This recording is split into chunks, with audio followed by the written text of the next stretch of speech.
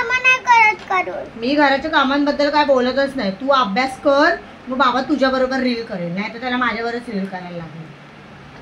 बाबा तू आई सोबत नाही करत ना चांबर सालेवाला.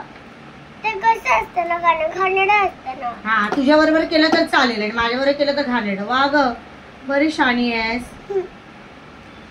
आणि तुम्हाला माहिती आहे आज ना आज पावभाजी बनवली होती आणि आधी कोणी बनवली होती? तू बनवली होतीस? कोणी बनवलेली पावभाजी ग? मग मी हे तरी बॉटल तरी घेऊन आली ना. अरे बापरे, काय केवढं मोठं ते काम.